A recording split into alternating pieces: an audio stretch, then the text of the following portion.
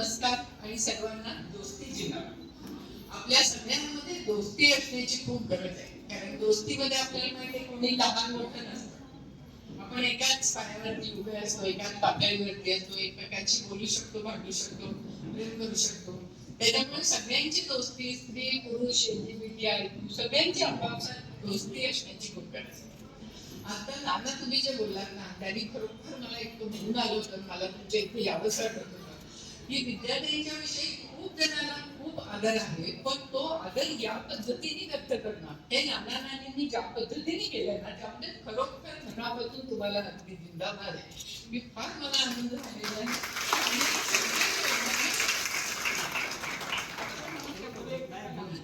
त्याचं कारण असं होतं, त्यांच्या संपर्कामुळं माझ्या आयुष्यात एवढं भारी आणि बदल झाला की तो सांगताना ते चांगलं आहे. आणि दुसरं मला एक खूप चांगलं असं वाटलं की बऱ्याच वेळेला पुरुषांनी रडू नये, असं जे आपण मर्दांगीच्या कल्पनेत सांगितलेलं असतं ते नानांनी ओलांडलेलं आहे आणि ते जास्ती माणूसपणाकडे गेलेले. त्याच्यामुळे नाना तुमचं मनापासून रडू नये. नानी ज्या पद्धतीने सगळ्यांशी वागताय त्यावेळी मला असं वाटलं नानी तुम्हाला एकदम सलाम आहे, खूप छान वाटलं. सगळ्यांनी तुम्ही या पतसंस्थेला मी मनापासून खूप शुभेच्छा देते. इतकी वर्ष झाली त्याला, आणि ते सगळं कळते. माझ्या सगळ्या जणी आल्या आहेत ना, त्यांच्या वागण्या बोलण्यामध्ये जो काही एकूण आत्मविश्वास आहे, स्वभान आत्मभान त्यांना आलेलंच आहे असं मला वाटतं. आणि सगळ्यांनी आता आपली आमची स्मिता ताई आहे, तिचं तर मनापासून मी आभार मानते की इतक्या सगळ्या जणांशी बोलायची संधी तिने मला दिली. मला असं वाटतं की स्मिताताई असेल किंवा मगाशी दामिनी पथकाच्या बोलल्या, अध्यक्ष मनोगतात बोलल्या ताई आपल्या, तर त्या सगळ्यांनी आपलं वास्तव सांगितलं. तर मला असं वाटतं की मी काय सांगू, तर माझ्या असं लक्षात आलं की हे वास्तव का आहे, त्याचं कारण सांगावं. तर त्याच्यामुळे पहिली गोष्ट आपण लक्षात घेऊया की आज त्या म्हणजे 25 साली 1975 साली युनोनी महिला वर्ष जाहीर केलं, त्याला आता 50 वर्ष झाली. म्हणजे हे सुवर्ण महोत्सव आहे आंतरराष्ट्रीय महिला वर्षाचा. जेव्हा 75 साली महिला वर्ष जाहीर केलं, आंतरराष्ट्रीय महिला वर्ष, तेव्हा कुठेतरी बायकांच्या समस्यांविषयी बोलायला सुरुवात झाली. समस्या नव्हत्या का, तर पहिल्यापासून, पण त्याच्याविषयी बोलणं आणि त्या समस्या दूर व्हायला पाहिजे असं सामाजिक, राजकीय, आर्थिक सर्व क्षेत्रात वाटायला लागलं. हे युनोच्या त्या घोषणेमुळे. आणि त्याच्यामुळे ही 50 वर्षाची जी वाटचाल आहे आंतरराष्ट्रीय महिला वर्षाची, ती खूप महत्वाची वाटचाल. ही जी आज आपल्यासाठी एकीकडे खूप निराशाजनक परिस्थिती पण दिसते, 50 वर्ष स्त्री चळवळ खूप जोमदारपणे चालली, पण मग तरी सुद्धा आता का होत आहेत बलात्कार, तरी सुद्धा आपल्याला का दिसतंय की बायकांना अजूनही डोमेस्टिक व्हायलन्स आहे, म्हणजे घरात सुद्धा मारहाण होते, अगदी इंडिव्हिज्युअल झालेल्या बायकांना सुद्धा होते, किंवा पोलीस मध्ये असणाऱ्या बायकांना सुद्धा कौटुंबिक हिंसा करायला सांगतात. म्हणजे आमच्या पोलीस एका मैत्रिणीची जेव्हा मी मुलाखत घेतली, आपण असं म्हणतो की बायकांची तारेवरची कसरत आहे. जेव्हा नोकरी करत असते तेव्हा की नोकरी करा, घरचंही करा, अशी बाईची तारेवरची कसरत होती. तर ती पोलीस मैत्रीण मला असं म्हणाली, ताई तुम्ही म्हणता तुमची तारेवरची कसरत आहे, आमची तर विजेच्या तारेवरची कसरत आहे. म्हणजे पोलीस डिपार्टमेंट मध्ये बाई असून सुद्धा जर का व्यवस्था बदललेली नसेल तर बाईची हालत बदलत नाही. म्हणजे आपण खूप शिकलो होतो आणि आपण खूप काय काय म्हणतो, आपण खरंच खूप पुढे गेलेलो. पण मग जसं काय होतंय, तर याची मुख्य कारण, मूलभूत कारण असं आहे की व्यवस्था. आणि ती व्यवस्था काय आहे, तर त्याला म्हणायचं पितृसत्ता म्हणजे पित्याची सत्ता, पुरुष प्रधान म्हणजे पुरुष प्रधान, आणि बाई दुय्यम. ही जी व्यवस्था आहे, ही व्यवस्था अजून बदललेली नाही. त्याला नक्की खिंडार पडली, पण व्यवस्था बदलली. ही व्यवस्था का निर्माण झाली, कारण आपल्याला माहिती आहे मूळ बाईच्या शरीरातून जन्माला येतं, त्याच्यामुळे मुलाची आई कोण माहित आहे, पण मुलाचे वडील कोण असं म्हटलं की संदिग्धता आहे. बाई सांगितलेच म्हणजे बाईच्या हातात सगळं आलं. आणि मग असं झालं की शेतीचा शोध बाई गेला, पण नांगराचा शोध पुरुषांनी लावून नांगर हातात घातला. आणि मग आपल्याला माहिती आहे बायका जवळजवळ 70-80% शेतीची काम करतात, पण नांगर पुरुष धरतो. शेती कोणाच्या नावावर, पुरुषाच्या नावावर. त्याच्यामुळे महिला शेतकरी आहेत का नाहीत, तर नाहीयेत, कारण त्यांची मालकी नाही. म्हणजे त्या पद्धतीने पिता निश्चित करण्यासाठी विवाह संस्था, म्हणजे मग काय झालं की बाईचा फक्त एकाच पुरुषाशी संबंध यायला पाहिजे, म्हणजे नक्की पिता कोणते कोण. मग ते व्हायला पाहिजे म्हणून काय करा की बाईला माहेरून उठता आणि सासरी आणा. मग सासरी ती एकटीच बाई असते, तिच्या भोवती सगळ्या बायका असतात, त्या नजर ठेवून असतात, ती दुसरीकडे कुठे जात नाही ना. जे मूल होणार आहे ते आपल्याच घरातल्या पुरुषाच आहे ना. त्याच्यामुळे बाईच्या वागण्यावरती, बोलण्यावरती, खेळण्यावरती, विचार करण्यावरती सगळ्यावरती बंधन आहे.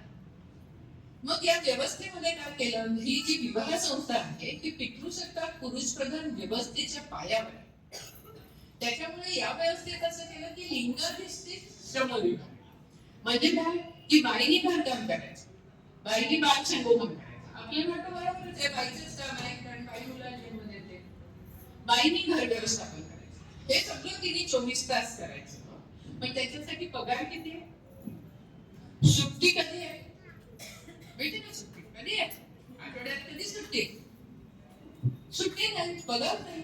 आणि पैशामध्ये दुनिया फिरते, त्याच्यामुळे पैसे नाही, त्यामुळे बाईच्या मागणी घर नाही. म्हणजे 24 तास बाई घरात राहणार आणि नवऱ्याविरुद्ध किंवा सासूविरुद्ध काहीतरी वागली तर तो काय म्हणणार, घरात दारू पडायला जाऊ शकतेस, म्हणजे तिची मालकी पण नाही.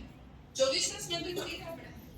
आता आपली नावं कशी बघा, माझं नाव आहे गीताली, विनायक माझ्या वडिलांचं नाव आहे, मंदाकिनी म्हणजे आमचं नाव. म्हणजे जेव्हा आपण स्त्री पुरुष समतेविषयी बोलतो तेव्हा आपली आई, आपण किती मातृदेवो भव वगैरे म्हणतो की किती आई कष्ट करते, किती त्याग करते, किती सोशी करते, खरंय सगळं खरंय. पण नावात हे आहे का, मग मूल कोणाचं आहे तर ते पित्याचं, कारण पितृसत्ताक आहे ना. आणि आडनाव कोणाचं आहे, ते पण पित्याचंच आहे. म्हणजे आता स्त्री चळवळीमुळे असं झालं की आईचं नाव यायला पाहिजे, कारण आई पण तेवढीच जबाबदार आहे, आई पण तेवढीच आईचं भाषण मुलांच्या बरोबर जितका वडिलांचं आहे. असं म्हणून आज आईचं पण नाव असलं पाहिजे कागदपत्रांवर, असं हळूहळू यायला लागलं. पण आत्ताच्या याच्यामध्ये आईचं नाव कसं असतं, वडिलांचंच मध्ये नाव असतं, वडिलांचंच आडनाव असतं. कारण लग्न झालं की काय होतं, बाईचं नाव बदलतं, वडिलांच्या जागी नवऱ्याचं नाव आणि वडिलांच्या आडनावाच्या जागी पतीचं आडनाव. मग वडील तरी आपले पालक आहेत, नवरा काय पालक आहेत का, आपण सहजीवन म्हणतो ना, सहजीवन म्हणतो. म्हणजे मग इथे सुरू की तुम्ही तुझ्यावर आहात, आम्ही प्रधान आहोत. मग असं स्त्री चळवळ म्हणायला नाही की काय ना, नाव नाही बदलणार मी, असं समजा म्हणाले का, तो काय म्हणणार स्त्री आगाऊ आहे ना, नाव सुद्धा नाही बदललं.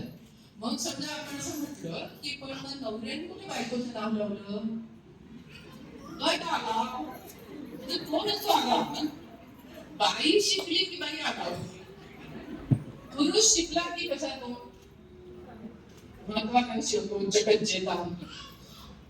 आता हे सुद्धा बघा की बाईचं सौंदर्य हे बाईचं सामर्थ्य आणि पुरुषाचं सामर्थ्य हे त्याचं सौंदर्य, हे अतिशय परिपाक्य आहे. ते तुम्ही लक्षात ठेवा सगळ्या जणी, कारण आपल्याकडे खऱ्या बऱ्याच वेळेला सुवचन म्हणून लिहिलेलं असतं, हे अतिशय खूप वचन आहे.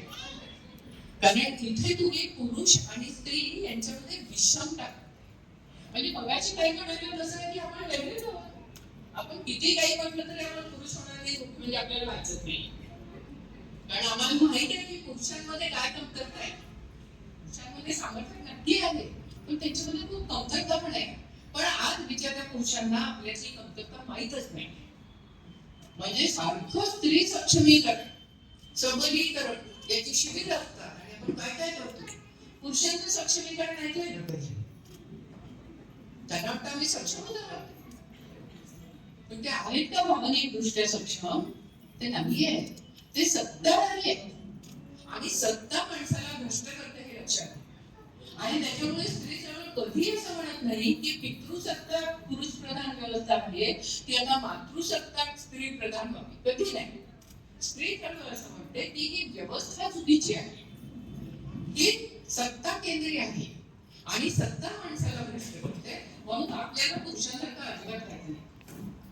आणि म्हणून मग तुम्हाला माहित असेल जागतिक महिला परिषदा वगैरे होतात, मग त्याच्यामध्ये बीजिंगच्या परिषदेमध्ये असं म्हटलं की मानवी आहे अधिकार, स्त्रीचे अधिकार हे मानवी हक्क आहे. इतकं सोपं आहे. आणि स्त्रीच्या नजरेतून जगाकडे बघा, म्हणजे तुम्हाला जग चांगलं दिसेल, युद्ध करा असं वाटणार नाही. म्हणजे युद्ध करतात पुरुष आणि म्हणतात काय बाईमधलं युद्ध करा. अच्छा, तुम्हाला कोणी सांगितलं होतं युद्ध करायला? तर तुम्ही बाईला दोष देणार. म्हणजे काही झालं की शेवटी बाईवरती यायचं. अध्यात्मामध्ये मोक्षामध्ये स्त्री ही एकदम धोंड आहे ना मोक्षामध्ये. तर ती मोक्षामध्ये धोंड कसली? विवेकानंद किंवा बाकी सगळेजण जे खरे साधू संत आहेत ना ते असं म्हणतात की खरं म्हणजे हा पुरुषांमधला कमकुवतपणा आहे. की स्त्रीला बघून तुमच्याकडे वाचना चालतात, तिला काय दोष देताय तुम्ही, काय त्याच्यावरती विजय मिळवत आहे. त्याच्यामुळे जिथे तिथे बाईला दोष द्यायचा आणि आपली सत्ता जी आहे त्याच्याने खरं म्हणजे स्वतः माणूस म्हणून हीन होत जायचं. त्याच्यामुळे नाना तुम्ही आज पुरुषांना म्हणजे जरी ते संख्येने कमी असले तरी आले आहेत त्याबद्दल मला खूप आनंद होतोय. कारण मला असं वाटतं की पुरुषांनी काहीतरी समजून घ्यायची आहे. पुरुषांची खूप मोठ्या प्रमाणावरती कोंडी होती. म्हणजे कसं झालंय या 50 वर्षामध्ये स्त्रीचा आत्मभान जागं झालाय, स्त्रीचा आत्मविश्वास वाढलाय, स्त्री नोकरी करायला लागली, स्त्री शिकायला लागली. कितीतरी बायका तुम्ही अशा बघत असाल की ज्या नोकरी पण करतात आणि घरदार पण चालवतात आणि ते एकट्या असतात, तरी ते हे दोन्ही व्यवस्थित करतात. पुरुषांच्या बाबतीत बघा, जर तर त्यांचं बायको गेली दुर्दैवाने तर त्यांना काही सुधरत नाही. ते का सुधरत नाही? कारण त्याला आपण जबाबदार. कारण आपण पुरुषांना शिकवत नाहीये की तुम्ही घरकाम करायला पाहिजे. तुम्हाला असं वाटतं की जेव्हा बाईला स्कूटर येत नाही, बँकेतले व्यवहार येत नाहीत, आपण म्हणतो काय ना ते काही येत नाही.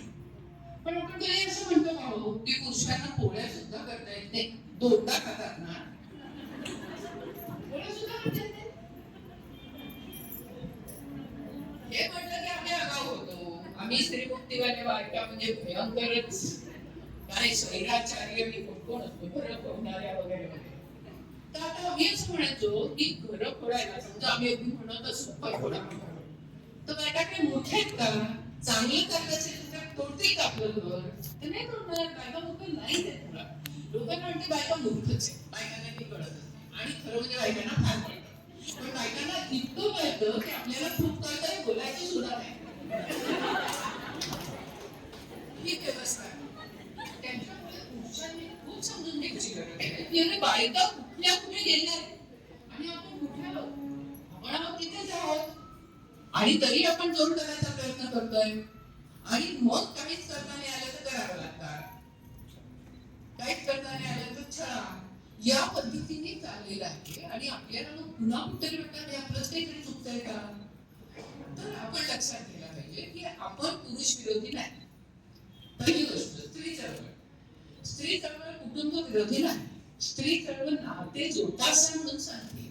पण स्त्री चळवळ असं म्हणते की ही जी व्यवस्था आहे पितृसत्ता पुरुष प्रधान व्यवस्था, ही व्यवस्था काय करते तर ही पुरुषांना सुद्धा वेळ करते. म्हणजे ही पुरुषपणा, बाईपणा आणि आता तुम्हाला LGBT चळवळ माहित असेल, आपण त्याला बिजाडा म्हणतो, तृतीयपंथी, समलिंगी, या सगळ्यांना पण माणसं समजत नव्हती इतके दिवस. फक्त स्त्री स्त्री पुरुष म्हणजे फक्त दोनच असतात की काय घटक समाजाचे, बाकी यांचं काय आहे. पण आता यांची चळवळ सुरू झाली आणि हे म्हणतात की आम्ही पण माणसं आहोत आणि आम्हाला पण प्रतिष्ठा मिळायला पाहिजे. तर स्त्री चळवळ असं नाही म्हणत की स्त्री पुरुष समता म्हणजे पुरुषांसारखे आम्ही आहोत. तर स्त्री चळवळ असं म्हणते की समता म्हणजे सारखेपणा नाही. स्त्री पुरुष वेगळेच, आता बायका बायका सुद्धा वेगळे असतात, पुरुष पुरुष सुद्धा वेगळे असतात, आपण सगळे विविधतेने नटलेलो आहोत. पण माणसं म्हणून आपण एका प्रतिष्ठेची असणं म्हणजे समतेचं मूल्यमान. त्याच्यामुळे स्त्री चळवळ समतेच्या मूल्याविषयी आग्रही आहे आणि ती असं म्हणते की आपण सगळी माणसं चांगली व्हायला पाहिजे. पण या व्यवस्थेमध्ये पुरुषपणा म्हणजे काय तर मर्दमी, म्हणजे काय तर त्यांनी लढायचं नाही, म्हणजे काय तर त्यांनी हळवं असून चालणार नाही, म्हणजे काय तर त्यांनी असं किडकिडीत असून चालणार नाही. तो बदलतच असला पाहिजे, तो जगज्जेता असला पाहिजे, तो स्पर्धेमध्ये पुढे झाला पाहिजे, त्यांनी पैसे मिळवले पाहिजे, तो संरक्षण असला पाहिजे. आता कुणाचं संरक्षण करायचंय तर बाईचं संरक्षण करायचंय. कुणापासून संरक्षण करायचंय? काय वाघसिंह हत्ती घोडे आहेत का रस्त्यात? नाही, तर दुसऱ्या पुरुषापासून. म्हणजे पुरुषाला पुरुषाचा शत्रू केला, त्याला एका स्पर्धेत जोडून दिलाय की मर्दगडी असला पाहिजे, तो जास्तीत जास्त वरती गेला पाहिजे, म्हणजे पुरुष विरोधी पुरुष आहे. पण तुम्ही असं कधी ऐकलंय का की बघा ना पुरुषांची किती वैरी आहे, त्याच्या उलट स्त्रीची वैरी आहे. बरोबर ना? सगळ्यांना वाटतं हो हो किती खरं आहे. तुम्हाला सासू सुना काय करत असतात, नंदा भावजांचं म्हणत नाही, त्यामुळे जबाबमधून विस्तव जात नाही आणि सौती मत्सराविषयी बोलू. आता ही सगळी जी नाती झाली निर्माण, सासू सून, जावा नणंद भावजा, ही कोणामुळे निर्माण झाली आहे? ही लग्नामधून एका पुरुषामुळे निर्माण झाली. हा मधला पुरुष काय करतोय? आई आणि बायको म्हणतात तेव्हा तो येतो का न्यायाधीशाची भूमिकेत? तो म्हणतो का असं माझी बायको दुसरीकडे नाही, दुसऱ्या कुटुंबातून आहे, तिला काय आवडतं काय नाही बघायला पाहिजे. तो असं बायकोला म्हणतो का की आपल्या आईने किती खर्च घाललाय माझ्यासाठी, जर ऐक ना थोडं तिचं. तर तो काय करतो की बायको आणि आई इतकी भांडतात की वैताग आला म्हणतो आणि गोट्यावर जातो. म्हणजे बऱ्याच वेळेला पुरुष कसे सगळ्यांविषयी बोलत नाही, प्रत्येक गोष्टीला अपवाद असतात, त्या पण लक्षात घेऊया. पण आपण व्यवस्थेविषयी बोलतो. व्यवस्थेतला पुरुष काय करतो, व्यवस्थेतली बाई काय करतो. म्हणजे हा व्यवस्थेतला पुरुष काय करतोय की तो जे सगळं चांगलं आहे त्याच्या नावावर घर आहे, त्याच्याकडे तुम्ही बायको राहणार आहे, त्याला काही बायकोच्या घरी जाऊन राहायचं नाही, त्याच्या नावावर मुलं असणार आहे, ह्या सगळे कायदे पुरुष आहेत, ते पुरुषाला हवे, ते त्याला सोडायचे. सत्ता कोण सोडणार? माणसाला सत्ता वीस असते, बायकांना काय पुरुषांना काय. आता बायकांच्या बाबतीत सुद्धा आपण का म्हणतो सासू सुद्धा वागते, कारण तिला असं वाटतं की आपल्या मुलावरची सत्ता जाते आणि म्हणून तरी सत्तेत भाग्य घ्यायला बायको म्हणजे सून, म्हणून ती बायका. म्हणजे कसं होतं की या व्यवस्थेमध्ये पुरुषाला चांगला माणूस केलेला नाही, त्याला कुठेतरी सत्ताधारी असायला सांगितलंय. मग सत्ता काय, काही माणूसची पातळी उडवली तरी चालते. इकडे बाईचं काय होतंय, बाईपणा म्हणजे काय, बाई म्हणजे दिसायला सुंदर असली पाहिजे. मगाशी ताई म्हणले तसं की ब्युटी पार्लर मध्ये आपण जात आहे, पण योगासना आणि हे करायला जात नाही, कारण दिसणं महत्वाचं का.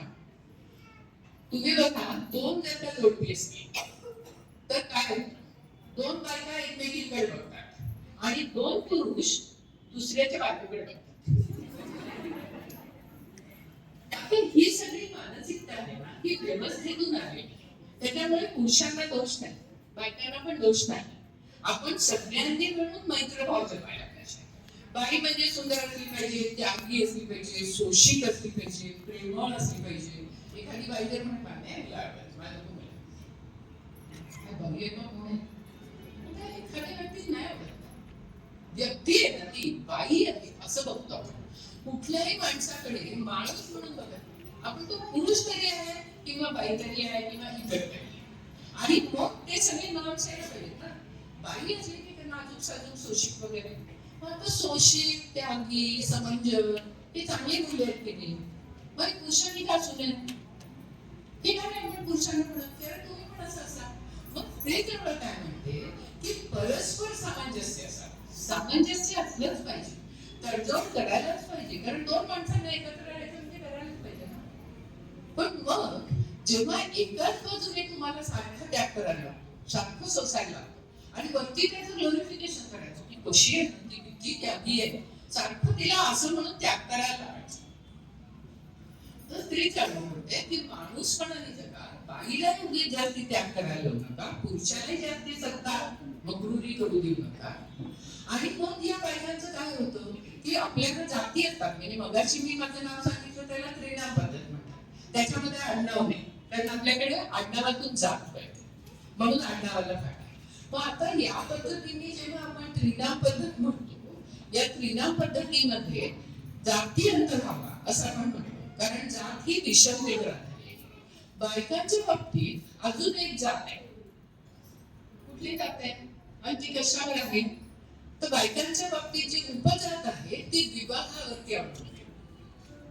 म्हणजे त्या बाईचं लग्न झालंय का नाही, त्याचा नवरा जीवन झालंय का नाही, त्याचा मेला आहे का, तिला टाकली आहे, टाकायला काही वस्तू आहे का, मग ती वेश्या आहे का. तर वेश्या म्हणजे एकदम खालची, मुलगा असणारी सौभाग्यवती म्हणजे नवरा जिवंत असणारी बाई सर्वात वरती.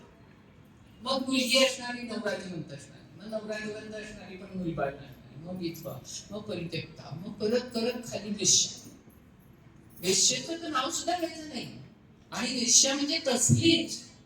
आणि जातो पण तिच्याकडे पुरुष. आणि वाईट कोण? बाई. म्हणजे लक्षात घ्या विषमता म्हणजे काय असते आणि ही या व्यवस्थेने जोपासली. म्हणून हा जो बाईपणा आहे म्हणजे स्त्री चळवळ ही असं कधीही म्हणत नाही की बायका म्हणजे चांगले पुरुष म्हणजे वाईट. ती असं म्हणते की ही व्यवस्था पुरुषांना पण चांगलं माणूस घडत नाहीये आणि स्त्रियांना पण घडत नाही. म्हणजे आपण ही जी उदाहरणं बघितली, आता संक्रांत आहे, हळदी कुंकू आहे, आता विधवा सन्मान वगैरे स्त्री चळवळीतून बऱ्यापैकी निर्माण झालेला आहे. पण अजूनही विधवा स्त्रियांना विचारलं की कुंकू लावू का, तर ते नको म्हणतात. आता हे किती डीप आपल्या मनामध्ये आहे, स्त्री पुरुष सगळ्यांच्याच मनामध्ये, याचा आपण विचार करायला पाहिजे. आणि मगाशी स्मिताताई म्हणाले तसं की ज्या परंपरा आहेत ना, रूढी परंपरा, म्हणजे आपल्याला असं वाटतं आपली संस्कृती किती महान आहे, तर खरंच आहे संस्कृती किती महान आहे, किती मानवतावादी आहे आणि किती निसर्गाला मानणारी आहे. सर्व पद्धतीने आपली संस्कृती खूप चांगली आहे. पण आपल्या संस्कृतीमध्ये एक काहीतरी खूप काळी बाजू आहे. आणि ती काळी बाजू काय आहे, तर ती जाती आधारित विषमता आहे आणि स्त्री पुरुष आधारित विषमता आहे. म्हणजे आपली संस्कृती सुद्धा पुरुष प्रधान संस्कृती आहे. आणि त्याचं वाहक कोण आहोत तर आपणच आहोत. आणि आपल्याला ते शिकवलं आहे की काय करायला पाहिजे, हळदी कुंकू करायला पाहिजे, विठ्ठलाला नाही बोलवायला पाहिजे, वाण हिला नाही द्यायला पाहिजे, तिला नाही द्यायला पाहिजे, ओटी हिने नाही भरायला पाहिजे, तिने नाही. कशा करतात? आता आपण खूप शहाण्या होतो आहे, पण तरी सुद्धा अजून कुठेतरी आपल्या मनात आणि समोरच्या बाईच्या मनात काहीतरी अजून टिकविश. तर मला असं वाटतं की आजच्या आपल्या संक्रांतीच्या निमित्ताने आणि एकूण सगळ्या निमित्ताने आपण जमतोय, तर आपण हे लक्षात घेऊया की हे मनातलं किलबिश आपण पूर्णपणे बाजूला सगळे. म्हणजे उगीच दाखवायला आम्ही सगळे एक आहोत असं नाही म्हणायचं. खरोखरच आपण सगळ्यांना माणूस समजतोय का आणि त्या पद्धतीने माणसांची वागतोय का, स्त्रियांची पुरुषांची सगळ्यांची. तर या पद्धतीने माणुसकी जपणं म्हणजे तुम्ही स्त्री मुक्तीवादी असणं. लोकांना असं वाटतं की स्त्री मुक्तीवादी असणं म्हणजे काही कोणाचं ऐकू नका. मुक्त मुक्त म्हणजे काय खरं? मुक्त म्हणजे असं नाही की बेपरवा, मुक्त म्हणजे असं नाही स्वैराचार, मुक्त म्हणजे असं की ज्यांनी या वासना आपल्या आहेत सगळ्या त्या पार केलेल्या आहेत, त्याच्यातून मुक्त झाले आणि खरं मनुष्य झाले.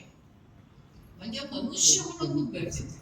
आता हे सगळं होत असताना आपल्याला असं दिसतं की या 50 वर्षामध्ये कायदे आले, लोकांना असं वाटतं कायदे स्त्रियांच्या बाजूने आहेत. खरं म्हणजे कायदे स्त्रियांना न्याय देणार आहेत. हे लक्षात घेऊया की जी व्यवस्था आहे ही विषमतेची, त्या विषमतेमध्ये स्त्रीला एक समपातळीवरती आणण्यासाठी, तिला न्याय मिळण्यासाठी म्हणून कायदे आहेत. या कायद्यांचा स्त्रिया दुरुपयोग करतात, हे वस्तुस्थिती. पण बाकीच्या कायद्यांचे दुरुपयोग होत नाहीत का? होतात ना. सगळ्या कायद्यांना बळवटा असतात, पण म्हणून कायदाच रद्द करा असं आपण म्हणतो का? असं नाही म्हणतात. कारण आपल्याला असं वाटतं की शांत स्वस्थ समाज असला पाहिजे. आणि मग हा शांत स्वस्थ समाज जर आपल्याला हवा असेल तर त्याच्यासाठी स्वातंत्र्य, समता, मैत्रभाव, मी मुद्दामच मैत्रभाव हा शब्द वापरते, म्हणजे बंधुभाव नाही, भगिनी भाव नाही, लिंग भावाच्या पलीकडचा माणूस पण जगणारा मैत्रभाव. आणि मुख्य म्हणजे सामाजिक न्याय. म्हणजे आता कसं झालं, या 50 वर्षामध्ये आताच्या तरुण मुलींना चळवळीचे सगळे फायदे मिळतात. त्यांना परत त्यामध्ये समजून असलेच पाहिजे, म्हणजे खरं म्हणजे इथे त्यांचं चुकतं असं नाही, पण त्यांचं कुठे चुकतंय की त्यांना जिथे स्त्री चळवळीने काय केलं आणि त्याच्यातून आपल्याला हे मिळालं याचं भान नाही, पहिली गोष्ट. आणि महत्वाची गोष्ट म्हणजे ते स्वयंकेंद्रित, आत्मकेंद्रित झाले. त्यांना वाटतं मला स्वातंत्र्य पाहिजे, मला समानता पाहिजे, बस. मग माझ्या मैत्रिणीला काय होतंय, माझ्या मैत्रिणीच्या आईचं काय चाललंय त्याच्याशी मला काही पडले. तर हे चुकीचं आहे असं मी करू म्हटले. पण जेव्हा डिव्होर्सचं प्रमाण खूप वाढलेलं आहे तेव्हा असं होतं की सरसकट सगळ्यांना तरुणींना नावं ठेवतात, जणू काही तरुण फार आहेत, ते फार समजून वागतायत. म्हणजे तुम्ही बघा, केव्हाही सासू सासरे असं म्हणतात तू मला विचारत नाही, ते असं म्हणतात का मुलगा मला विचारत नाही, किंवा म्हणाले तर असं म्हणतात सुनेमुळे मुलगा मला विचारत नाही. कारण आपणच मुलग्यांना शिकवलं नाही ना की आई वडिलांची सेवा करायची, तू तुझी बायको नाही करणार आहे, तू करायची. शिकवलंच नाहीये सेवा पुरुषांना, कारण सत्ता आणि बलदंड असले पाहिजे, म्हणजे आपण जबाबदार. त्याच्यामुळे आपण लक्षात घेऊया की जशी श्यामच्या आईने खूप चांगली मुलं मुली घडवली, तसं श्यामच्या वडिलांची फार गरज आहे आज. म्हणजे जेव्हा आपण स्त्रियांवरती होणाऱ्या अन्याय अत्याचारांविषयी बोलतो, तेव्हा आपण सारखं मुलींना सांगतो, मग आम्हाला मुली म्हणायचं मॅडम आम्हाला सगळं माहित आहे, आमच्या भावांना वडिलांना मित्रांना सांगा ना जरा त्यांनी कसं वागायला पाहिजे. आणि म्हणून मग आम्ही पुरुषवाद म्हणून गट आहे, पुरुषांचा गट आहे, जो असं मानतो की म्हणजे स्त्री मुक्ती म्हणजे पुरुषांना वाटतं की बायकांचा प्रश्न.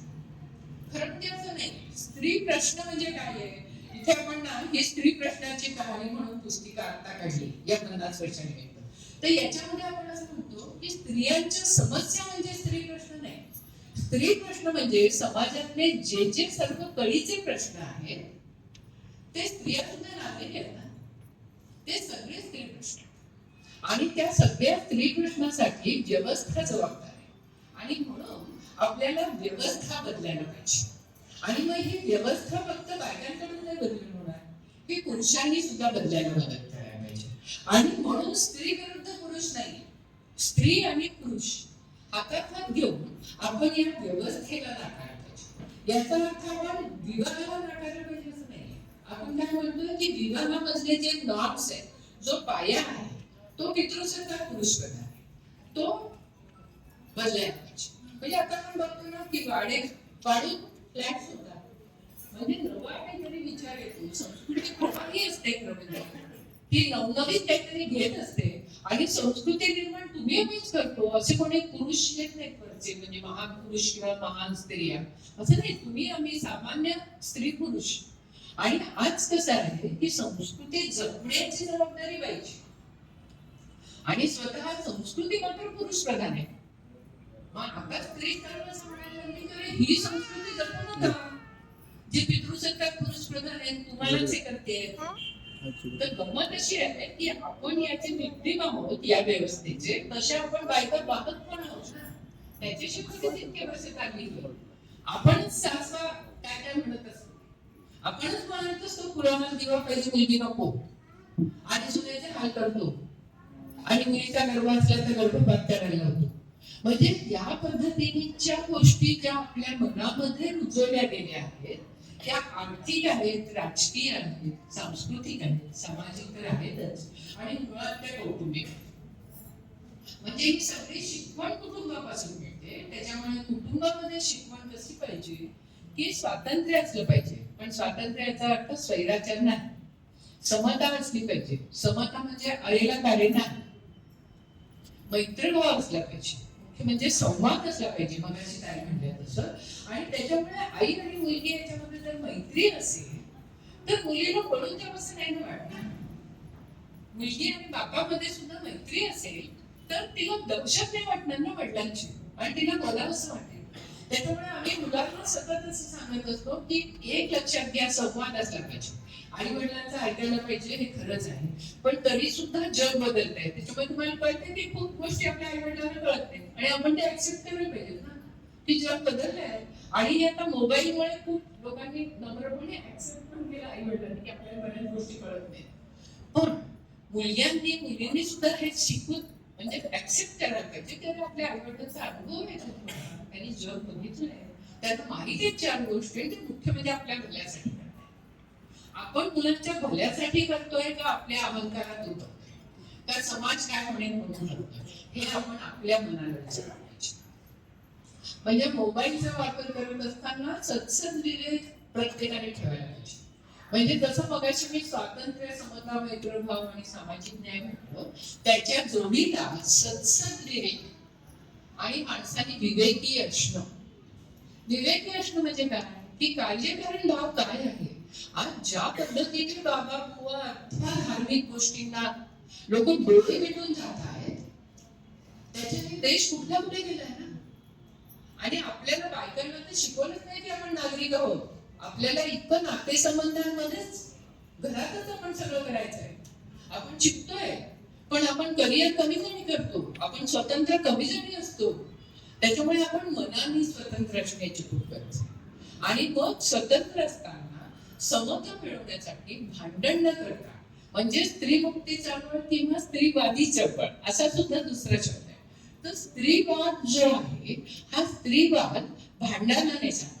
तो म्हणतो संवादी असा, तो म्हणतो लोकशाहीवादी असा, माणुसकी जपा, अहिंसक असा.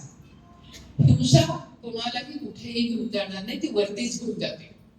त्याच्यामुळे हिंसेने कुठलाही प्रश्न सुटत नाही, हे सगळ्यांनी लक्षात घ्यायला पाहिजे. आज काय होतंय, खूपशा बायकांना स्त्री पुरुष समता म्हणजे पुरुषांसारखं होणं असं वाटतं. आणि म्हणून त्यांना वाटतं सिगरेट ओढली, दारू प्यायली, 4 जणांबरोबर हिंडलो म्हणजे मी झाली स्वतंत्र.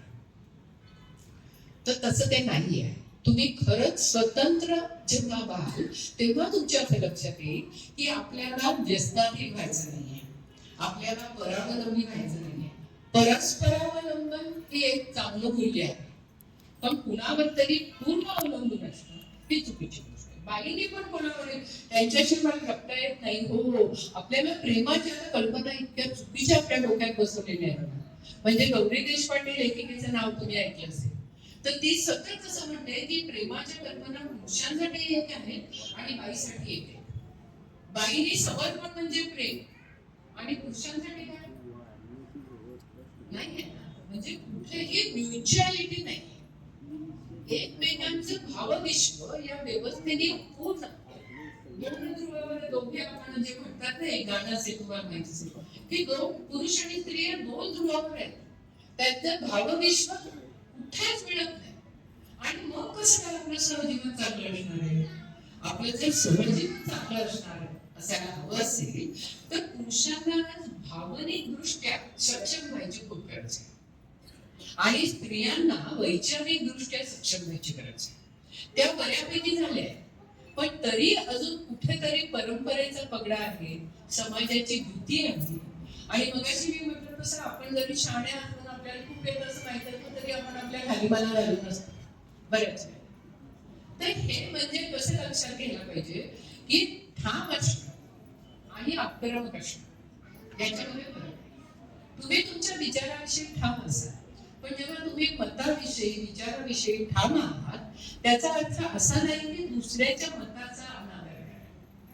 त्याचा अर्थ असा नाही की खूप आक्रमकपणे बोला आणि दुसऱ्या काही कळतच नाहीये अशा दृष्टीने जगाकडे बघा. तिरस्काराच्या दृष्टीने बघू नका. कुठेतरी आपल्याला मैत्रभाव प्रेम असलं पाहिजे. आता साने गुरुजींची 125वी जयंती झाली. जगाला प्रेम अर्पावे असं साने गुरुजी सांगतात. म्हणजे सर्व जात धर्म वर्ग लिंग सगळं ओलांडून सगळीकडच्या विषमता हटवण्यासाठी आपण सगळे मिळून प्रयत्न करूया आणि त्यासाठी आपल्यामध्ये मैत्रभाव हवा आणि त्यासाठी पुन्हा एकदा मी म्हणते दोस्ती जिंदाबाद आणि आपण आपल्यामध्ये मैत्रभाव जागवूया आणि आपला देश चांगला होईल हे लक्षात ठेवा. शेवटचं एक सांगायचं आहे की आपल्याला असं वाटतं की राजकारण अतिशय गलिच्छ आहे आणि काय चाललंय आपण बघतोच आहे, खरंच गलिच्छ आहे आणि गलिच्छ होत आहे. पण हे गलिच्छ का झालं याला जबाबदार आहोत. कारण आपण शिकलेले सज्जन मध्यमवर्गीय आपण सतत म्हणत आलो राजकारण खूप घाण आहे, आम्ही नाही तिकडे जात, आम्ही नाही त्यातले. हे चुकीचं आहे ना, कारण लोकशाही आहे. लोकशाही ही सहभागी प्रक्रिया आहे. त्याच्यामुळे लोकशाहीमध्ये जर का आपल्याला ती टिकवायची असेल आणि प्रबळ करायची असेल लोकशाही, तर आपल्या सगळ्या आपण बायकांनी सक्षम नागरिक सजग नागरिक व्हायला पाहिजे. आपण बोलायला पाहिजे राजकारणाविषयी. आता तुम्हाला माहित आहे की लाडकी बहीण योजना आली. मग ही लाडकी बहीण योजना आल्यानंतर सगळ्यांना असं वाटतं की चला योजना आली, पैसे मिळतील, बायका खुश झाल्या, पैसे घेतील, मतं देतील. खरं तर असं झालं की काय असं पण वाटतंय. पण कुठेतरी असंही वाटतंय की बायका शून्य आहेत. बायका असं म्हणतात की ही लाडकी बहीण योजना वगैरे तुम्ही काय आम्हाला उपकार म्हणून देत नाही.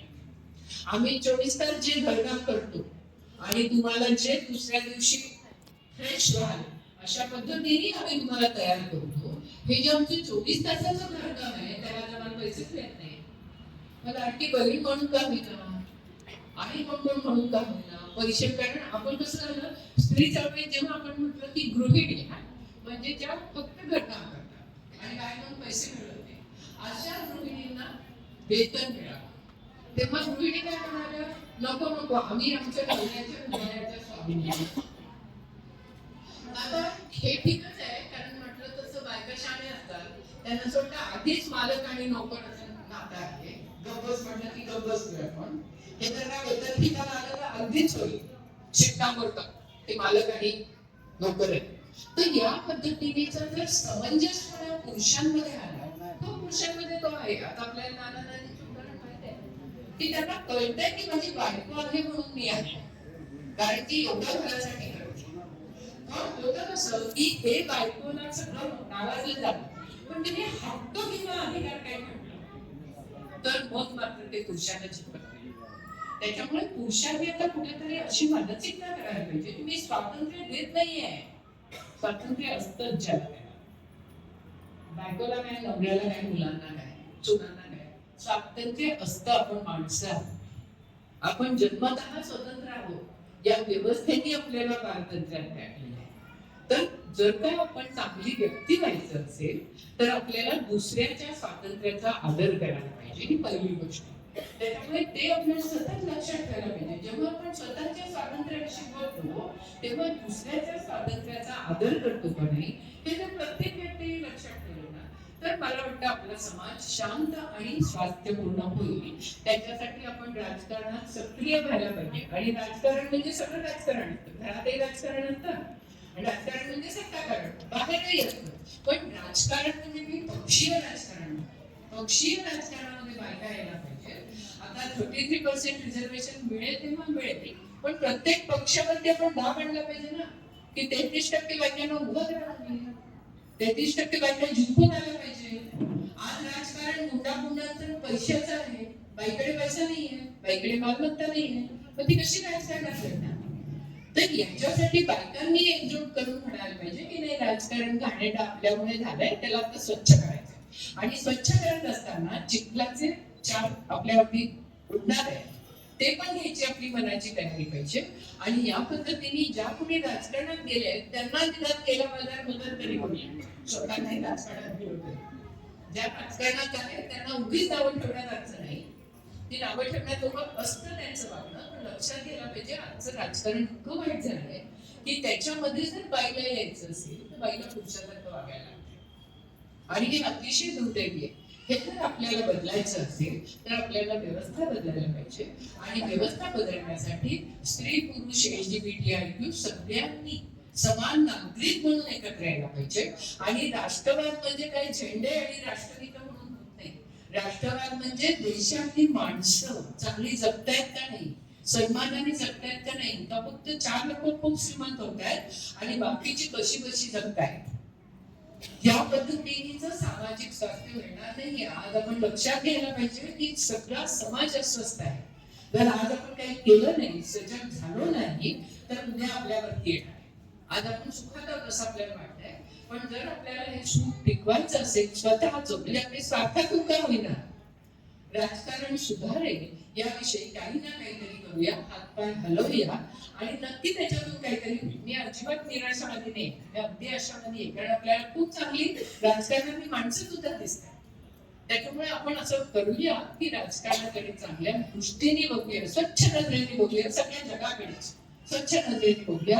आणि वैरभाव मनात नको, द्वेषभाव नको, आपण मैत्रभाव जगूया आणि आपण छान आपला देश पुढे नेऊया. तीच खरी राष्ट्रभक्ती आहे, देशभक्ती आहे. मी इथे थांबते. पुन्हा एकदा दोस्ती जिंदाबाद.